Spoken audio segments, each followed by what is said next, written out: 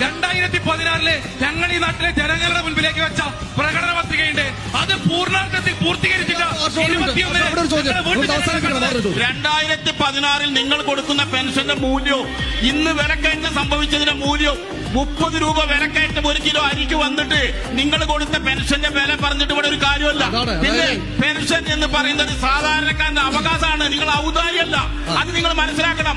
ഈ പെൻഷൻ കൊണ്ടുവന്നത് UDF government ആണ്.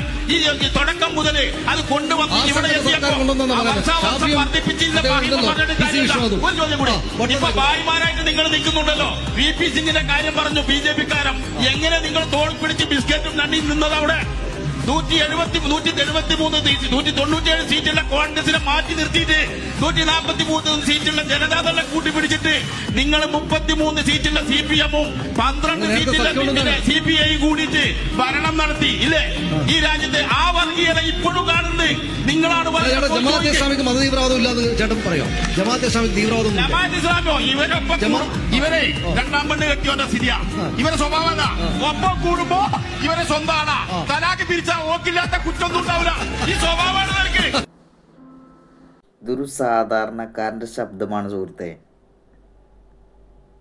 എത്രയൊക്കെ അനുഭവിക്കാൻ പറ്റുമോ അത്രയൊക്കെ അനുഭവിച്ചിട്ട് ഇവർ പറയുന്നത് മുഴുവൻ കേൾക്കാന്നുണ്ടെങ്കിൽ അത് കുറച്ച് ബുദ്ധിമുട്ടുണ്ട്. അതുകൊണ്ട് തന്നെയാണ് അദ്ദേഹം ആ മൈക്ക് പിടിച്ച സംസാര രീതി തന്നെ കേട്ടറിയാം. അത്രയധികം അനുഭവിച്ചിട്ടുണ്ട്, അത്രയധികം അതിനെക്കുറിച്ച് അറിഞ്ഞിട്ടുണ്ട് അദ്ദേഹം.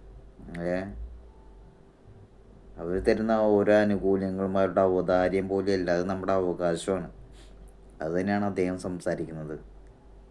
ഇതുപോലെ നമ്മൾ ഓരോ കാര്യങ്ങൾക്കും പ്രതികരിക്കണം.